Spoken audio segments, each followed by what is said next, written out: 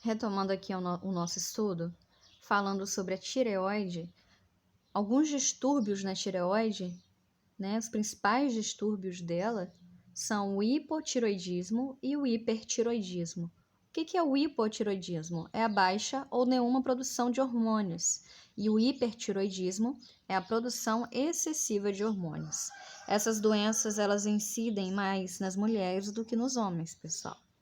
E algumas causas dessa desregulação aí, né, desses distúrbios da tireoide. Causas do hipotiroidismo, que é a baixa produção de hormônios ou nenhuma produção.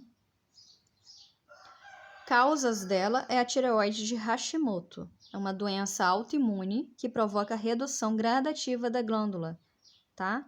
Então, essa doença autoimune causa o hipotiroidismo. Falta ou excesso de um elemento que é o iodo, pessoal.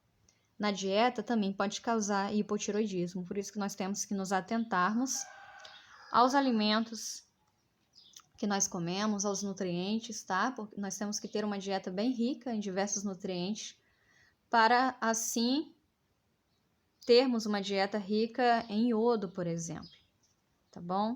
Na medida certa, a falta de iodo ou o excesso, não pode também ser o excesso, pode causar o hipotiroidismo. É quando o metabolismo, a pessoa com hipotiroidismo, ela fica com o metabolismo mais lento, fica muito cansada, pode ter problemas, né, com peso, pode engordar devido ao metabolismo mais lento, tá bom? E temos também o hipertiroidismo, que é o excesso dessa produção de hormônios, tá bom, pessoal? Pode-se ter causas hereditárias, enfim. Tem algumas diversas causas aí também para o hipertiroidismo, tá bom, pessoal?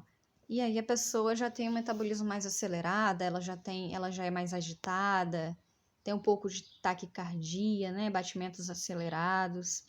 Geralmente é uma pessoa mais magra, devido a esse metabolismo mais rápido, mais acelerado, tá bom, pessoal? Pulando um pouquinho para as paratireoides, tá? São aquelas 4 pequenas glândulas localizadas atrás da tireoide, tá? Ali no pescoço, atrás da tireoide.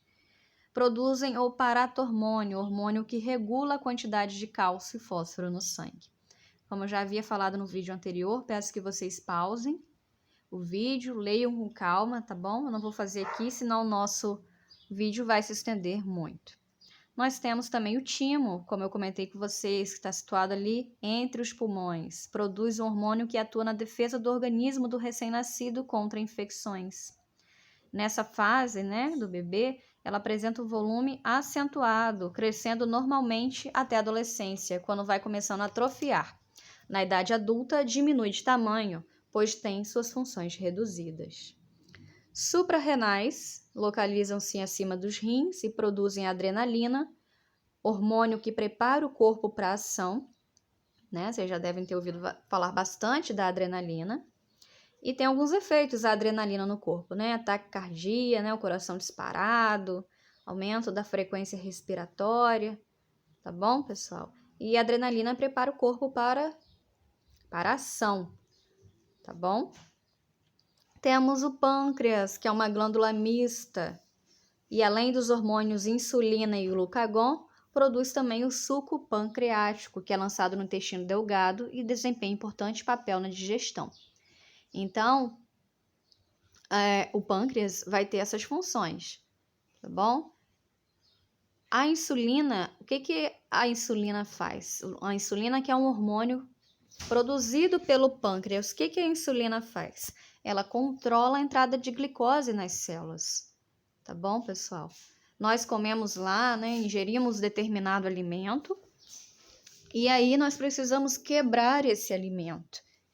E aí esse alimento, esse açúcar no caso, esse carboidrato, quando a gente quebra, ele é transformado então em glicose, que é só a parte menor, tá bom? E aí essa glicose precisa adentrar na célula para então gerar essa energia para a gente fazer diversas funções do nosso corpo, desempenhar diversas funções como falar, correr, respirar, em tudo nós gastamos energia, energia que vem dos alimentos. Então, a insulina, ela faz o quê? Ela funciona como aquela chave, né, na fechadura. Ela vai abrir, ela vai ser porta de entrada para essa glicose na célula. Se nós temos problemas com a insulina, tá bom? Nós temos uma condição de hiperglicemia. Esse açúcar não consegue adentrar nas células e fica no sangue. E aí, no sangue, ele pode vir a causar diversos distúrbios, e a gente pode falar da diabetes, tá? Que é uma doença crônica. A pessoa com diabetes tem problema aí na produção de insulina, tem uma produção muito baixa, ou mesmo não produz insulina. Tá bom, pessoal? Isso é o que a questão vem trazendo pra gente, vem falando um pouco sobre a diabetes. Nós temos diabetes tipo 1 e diabetes tipo 2. Tipo 2 está muito relacionado à alimentação, pessoal. Uma alimentação muito rica em carboidratos, uma alimentação pobre nos diversos alimentos, né, nutrientes. Então, a diabetes tipo 2 está relacionado muito à alimentação e uma questão bem genética também, tá bom? Hereditária. A pessoa tem maior chance de ter quando tem alguém na família que tenha. E diabetes tipo 1 é aquela diabetes que aparece mais na infância, a pessoa já é diagnosticada com diabetes tipo 1. E é aquela que a pessoa tem que tomar, né? Injetar a insulina para poder fazer essa função aí que está deficiente no corpo. Tá bom, pessoal? Diabetes tipo 2, como está mais relacionado à alimentação, geralmente aparece mais tardiamente. Tá bom? Quando a pessoa está na fase adulta já. Glândulas sexuais, pessoal. Nós temos as glândulas sexuais também, que são os ovários e os testículos. Fazem parte do sistema reprodutor feminino e do sistema reprodutor masculino, tá bom? Os ovários e os testículos são estimulados por hormônios produzidos pela hipófise. Assim, enquanto os ovários produzem o estrogênio e a progesterona, 2 hormônios produzidos pelos ovários, tá? Os testículos, eles produzem outros hormônios. Entre eles, muito conhecido, a testosterona, hormônio masculino, e é responsável pelo aparecimento das características sexuais secundárias masculinas, como barba, voz grave, ombros volumosos, etc. Ok?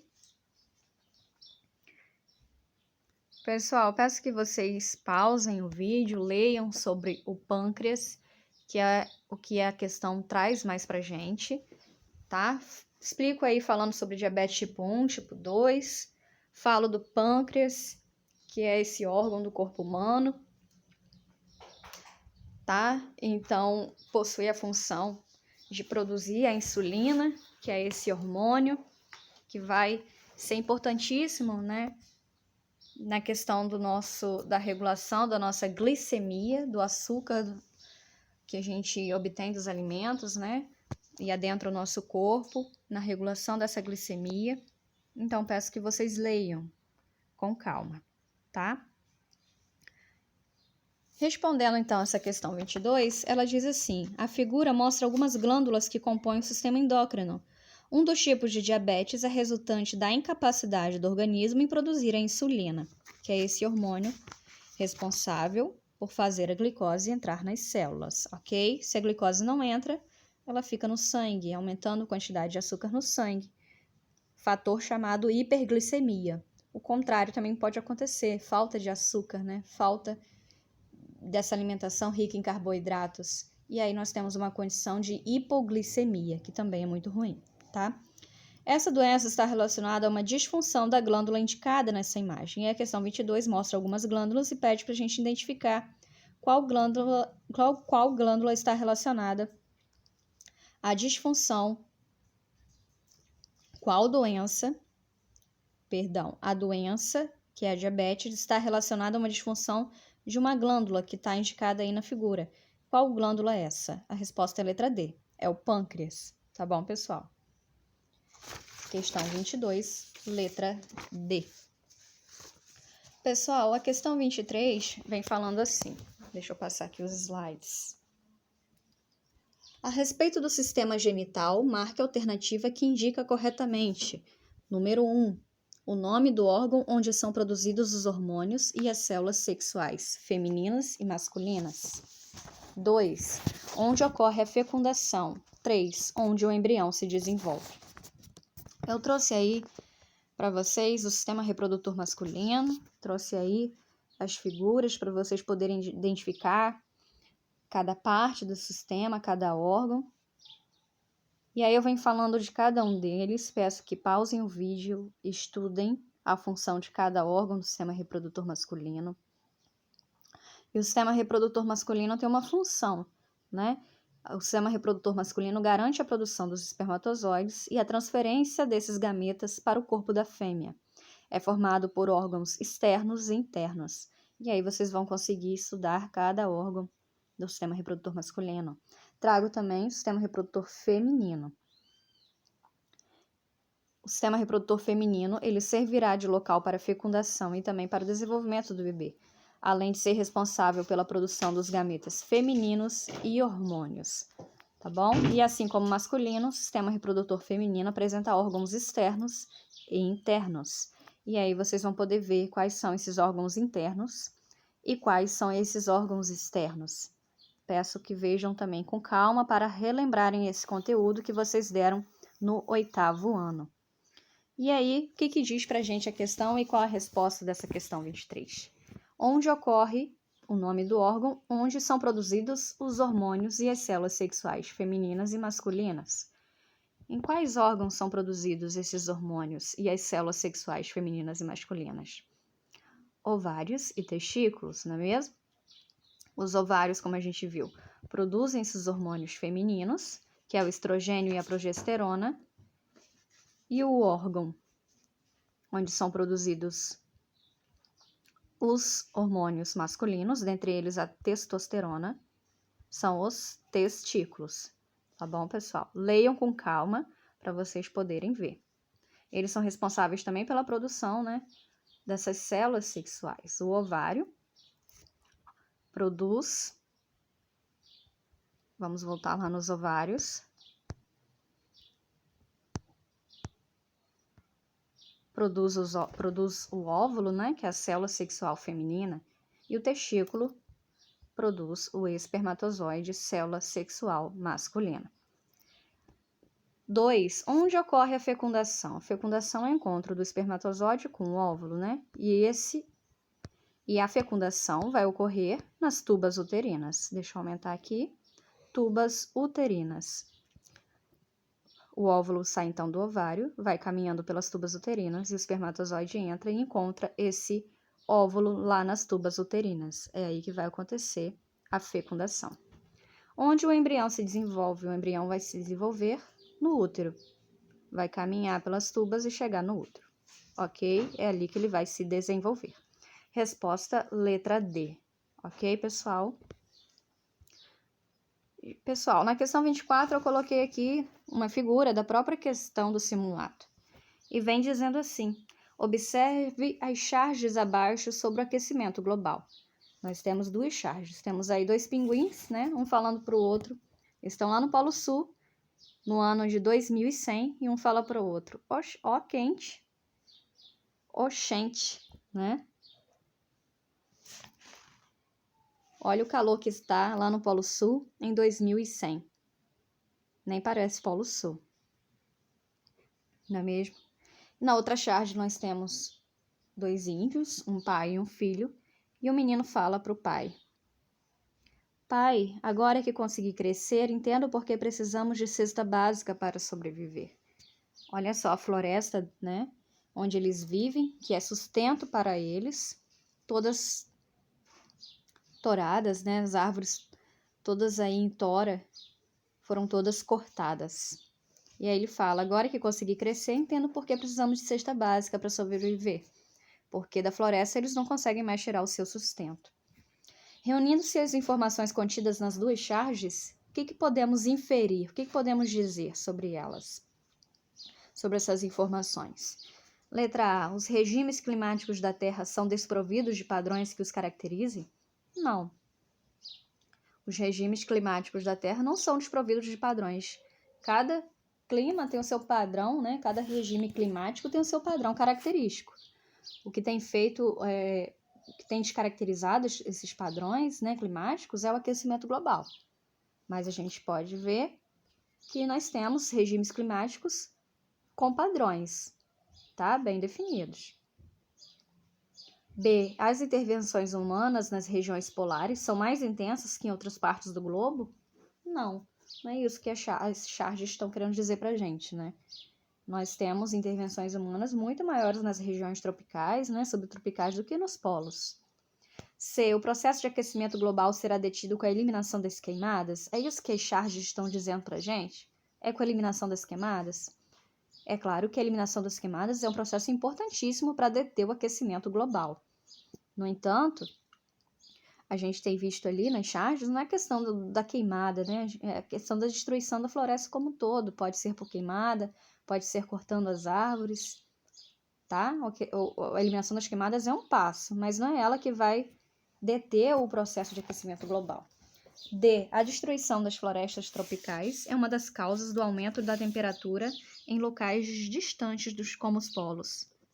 Verdade, a letra C. A destruição das florestas tropicais é uma das causas do aumento da temperatura em locais distantes como os polos. A gente pode ver como as florestas são importantes para a regulação do clima.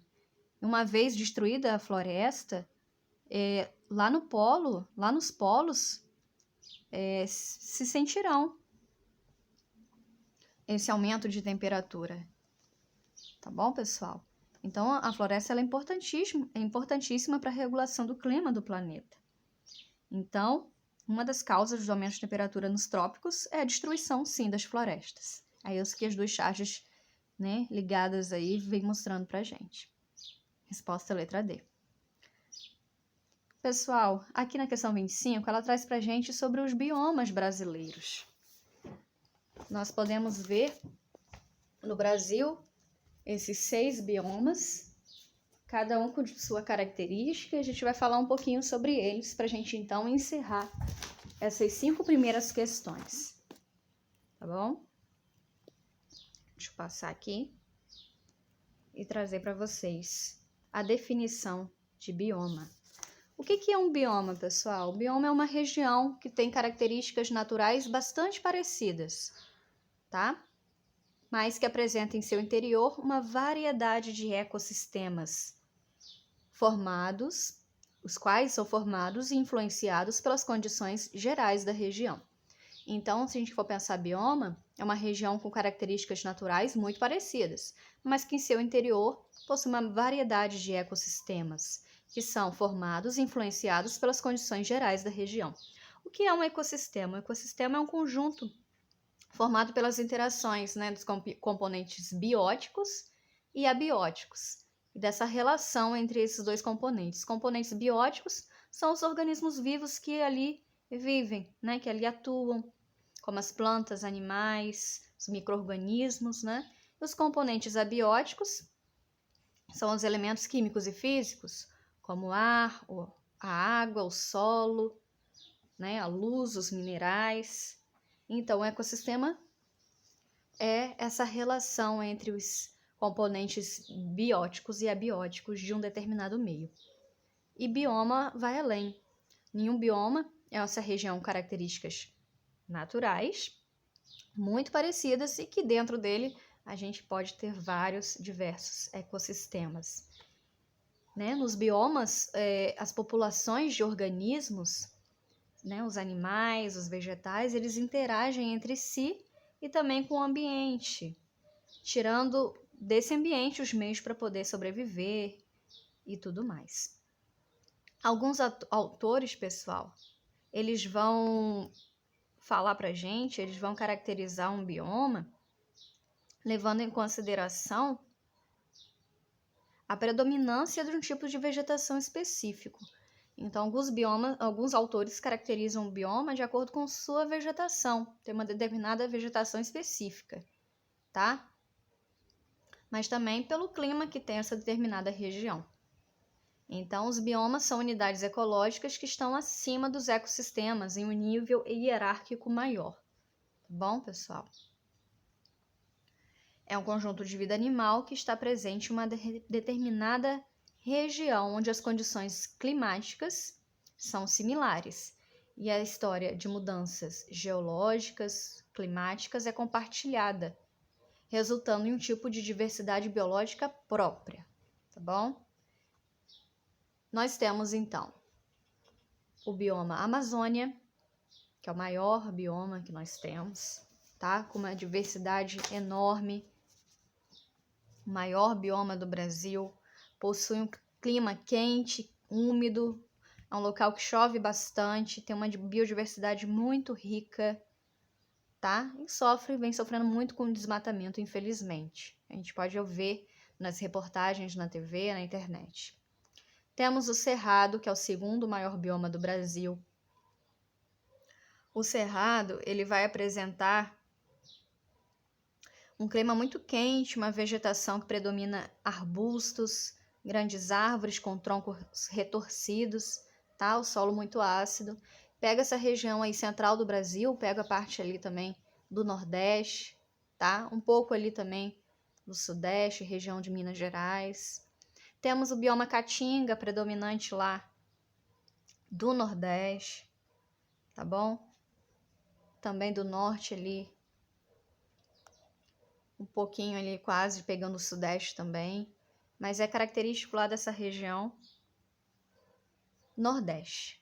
E o bioma Caatinga possui esse clima semiárido com elevadas temperaturas, pouquíssimas chuvas, solo rico em minerais e pobre em matéria orgânica, tá? Por isso que às vezes não é um solo bom para a plantação, tá? Os seres vivos eles são adaptados para a escassez de água, folhas modificadas em espinhos, né? A gente vê muitos cactos que possuem essas adaptações, né? Para guardar água dentro dela para os tempos de escassez, tá?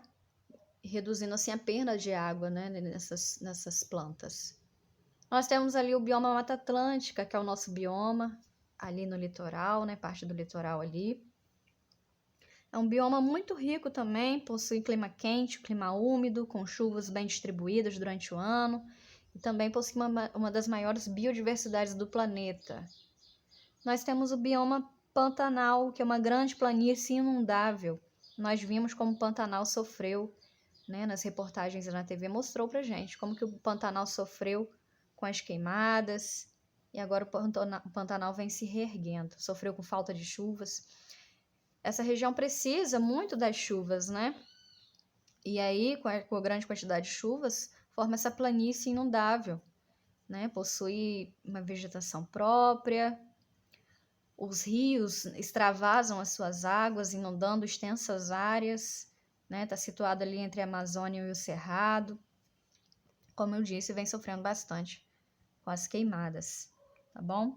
O verão é bastante chuvoso, o inverno é mais seco. No entanto, o Pantanal, ele havia muito tempo que ele não passava por essa condição de poucas chuvas, né? E aí isso foi que culminou também na questão das queimadas. Tá bom, pessoal?